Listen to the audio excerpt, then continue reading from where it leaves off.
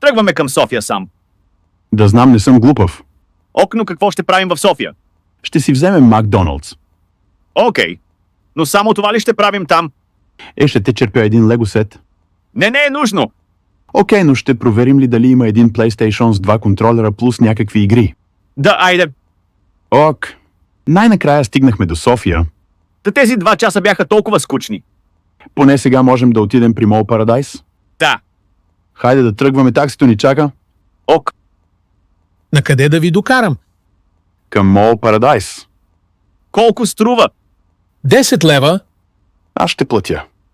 Не ще платим заедно ти 5 лева, аз 5 лева, окей. Окей, айде. Най-накрая стигнахме при Мол Парадайс. Да толкова много пътуваме?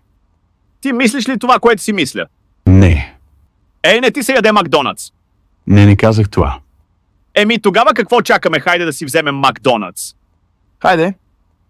Тези Биг Мака с картофи беха много вкусни. Да специално с Кока-Кола. Абсолютно.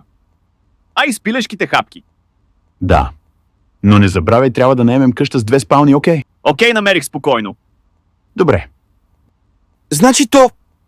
Ради, какво правиш? Да какво правиш тука? Не какво вие правите. А вие дойдехте, със съжаление, къщата е наета, но има апартаменти, един с 3 спални и 2 апартамента с по 2 спални.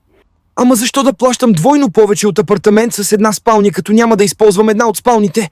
Не се тревожи, ще наемем с тебе апартамента с 3 спални да сме заедно и ще разделим цената на 3. Да, разбира се. Благодаря, но става ли? Да, за това имаме апартамент с 3 спални.